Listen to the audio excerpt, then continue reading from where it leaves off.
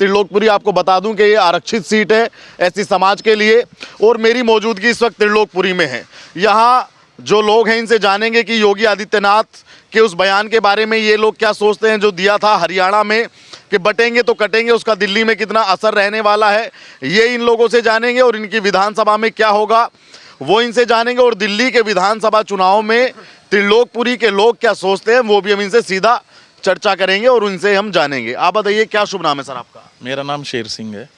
ये बताइए, योगी आदित्यनाथ बुलडोजर बाबा के आने से दिल्ली में क्या माहौल बदलेगा? उनकी रैलियां होने वाली हैं दिल्ली में। भाई उनसे ये माहौल बदलेगा जो रोहिंग्या जो इस दिल्ली को खा रहे हैं, यहाँ पे जगह जगह इंक्रोचमेंट करके बैठे हुए हैं, तो बुलडोजर बाबा का बुलडोजर चलने वाला है, रोहिंग्या को वापस भगाने वाले हैं। जो दिल्ली वासी है दिल्ली वासी रहेंगे, जो बाहर से यूपी वाले हैं वो आके यहाँ रहते हैं वो रहेंगे, पर रोहिंग्या को यहाँ दिल्ली में जगह नहीं मिलने वाली है। तो क्या लगता है कि जब मिशन 2025 में कामयाब हो जाएगी भाजपा तो क्या रोहिंग्या पर बुलडोजर चलेगा? गारंटी से गारंटीड चलेगा। रोहिंग्या को भगाएंगे दिल्ली से, यहाँ रहने नहीं देंगे दिल्ली में। दिल्ली में विकास चाहिए और दिल्ली वासी पूरे देश के लिए है, पर वो रोहिंग्याओं के लिए दिल्ली नहीं है। लेकिन अखिलेश जी भी ने भी तो केजरीवाल को सपोर्ट कर दिया, तो योगी के सामने तो अखिलेश और केजरीवाल होंगे ना चैलेंज।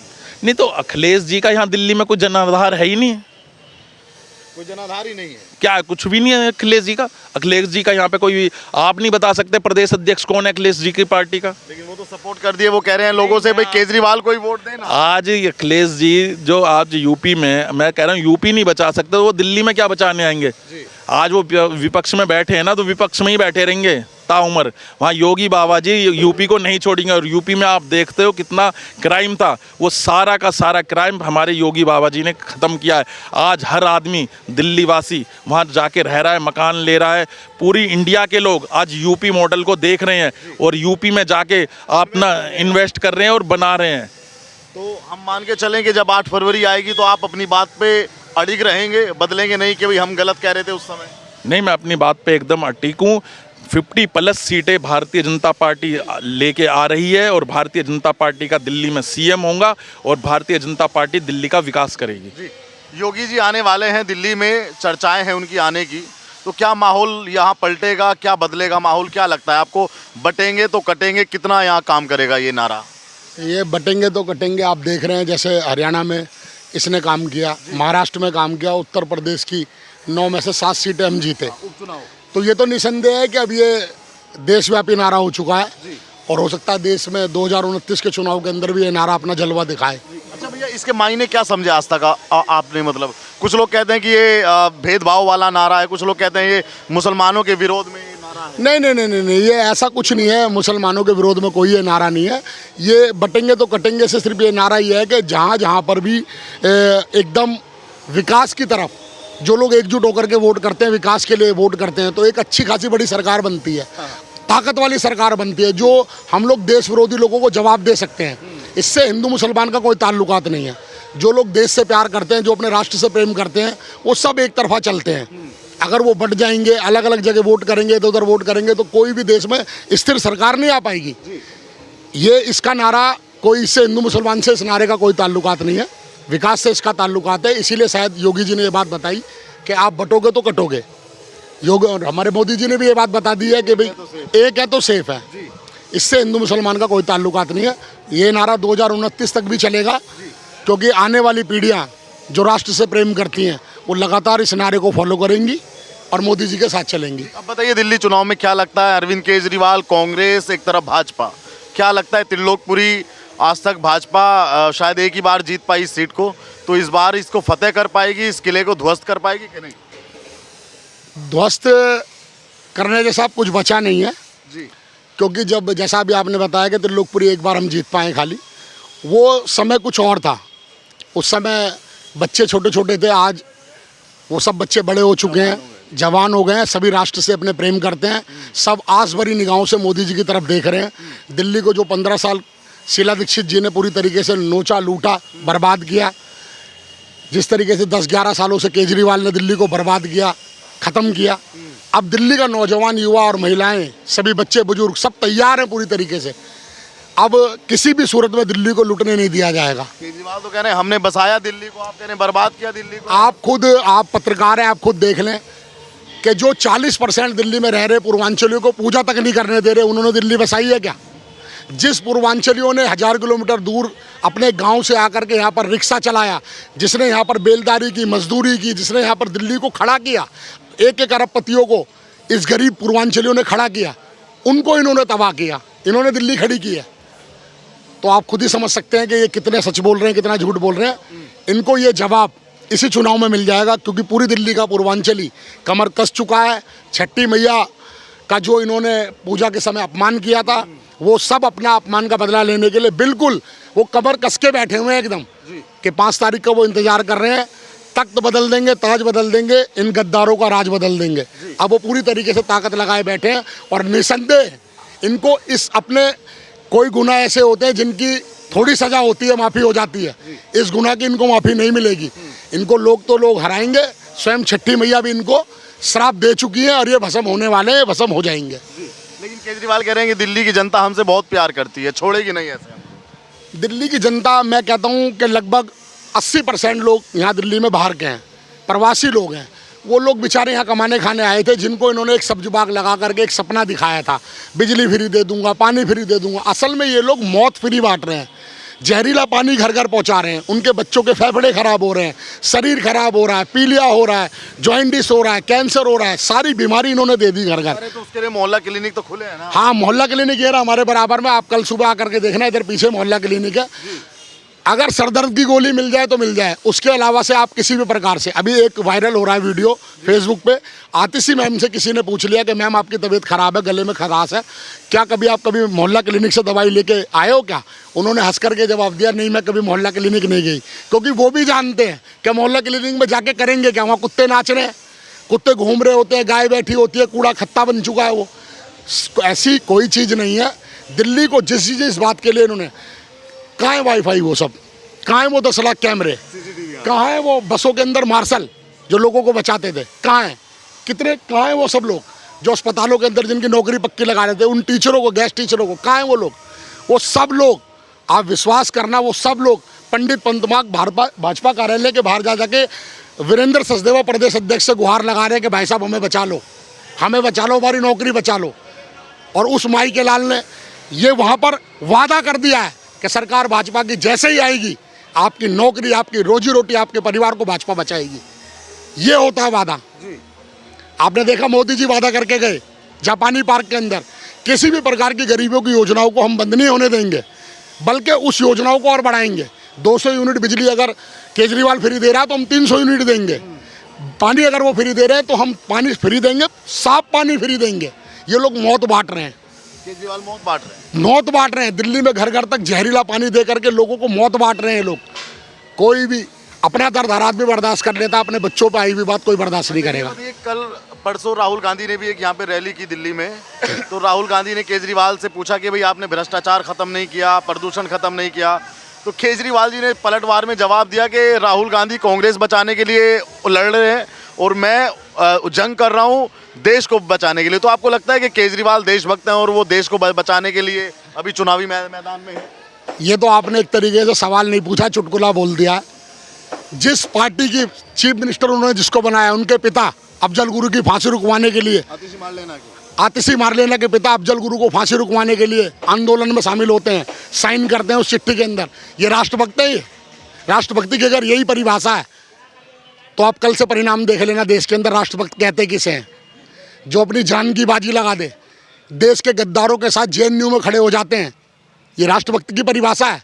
मनीष सिसोदिया मीडिया के आगे, कैमरे के आगे खड़े होकर बोलते हैं मैं जेएनयू के आंदोलन के साथ हूँ, मैं ये कालिंदी कुंज पे हुए आंदोलन के साथ खड़ा हूँ।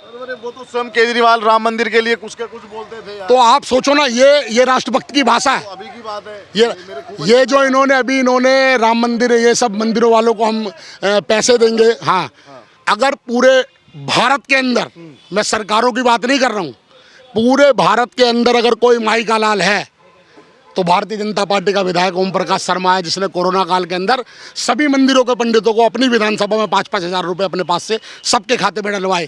चलिए ठीक, आप बताइए भाई क्या नाम है आपका? मेरा कुंवरपाल भोले। तो भोले भाई क्या लगता है आपको दिल्ली के चुनाव में क्या लगता है, Kejriwal versus Congress versus BJP कौन आ गया अभी तक? देखिए केजरीवाल ने दिल्ली की जनता के साथ जितने भी झूठे वादे करे थे आज वो दिल्ली की जनता जान चुकी है। और एक तरह से जैसे कि मेरे भाई सुनील जी बता रहे थे कि इन्होंने जहर बांटा है।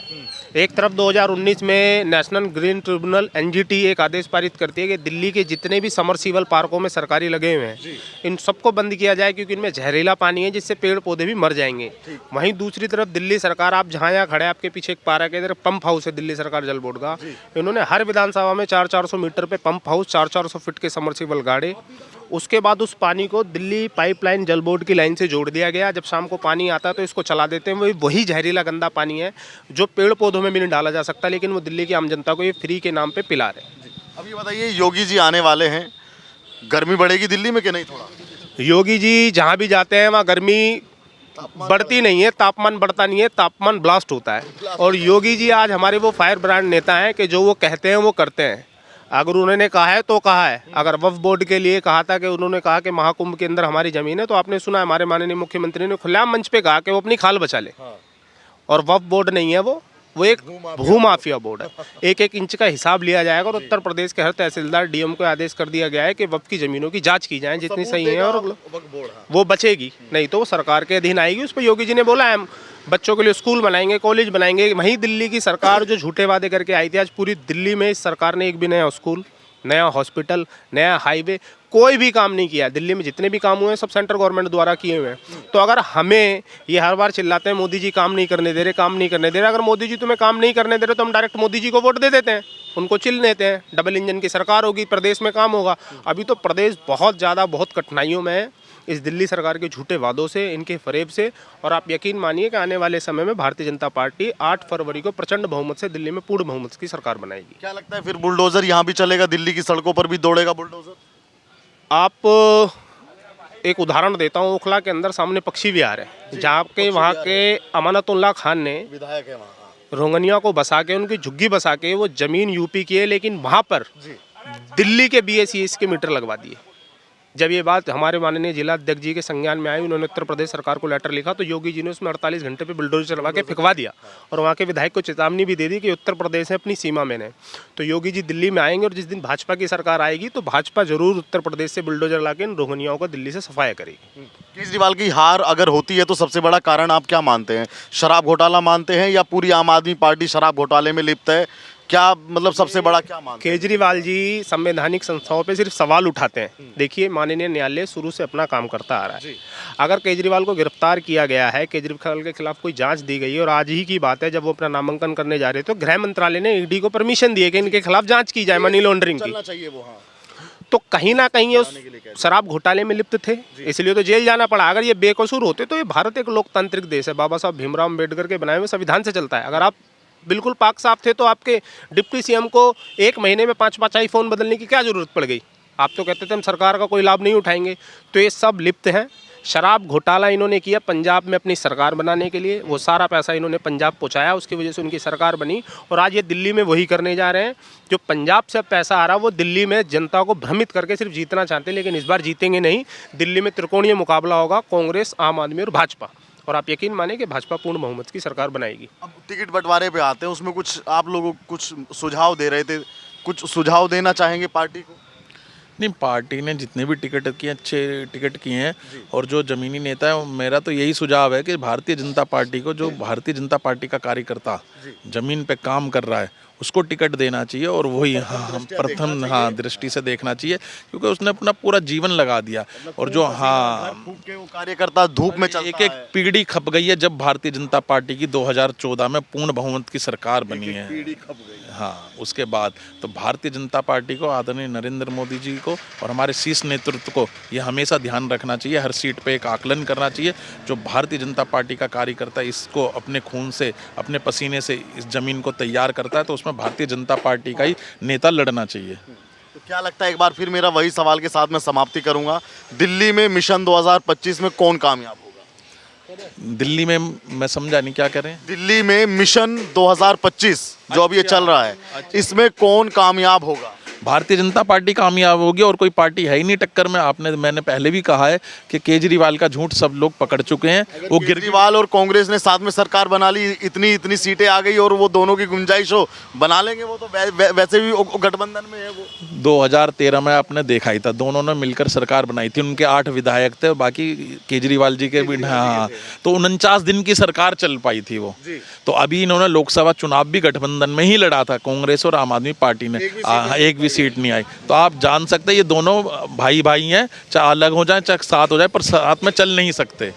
इंडिया गठबंधन पहले ही टूट चुका है, आप देख ही रहे हैं पूरे देश में। क्या महाकुंभ का भी दिल्ली के वोटर्स पर, जो सनातनी वोटर है, उस पर कोई फर्क पड़ेगा कि हाँ भाई ये सनातन के लिए महाकुंभ हो रहा है तो अपना वोट, ऐसे भी कुछ वोट डाइवर्ट होंगे, आपको लग रहा है ऐसा कुछ?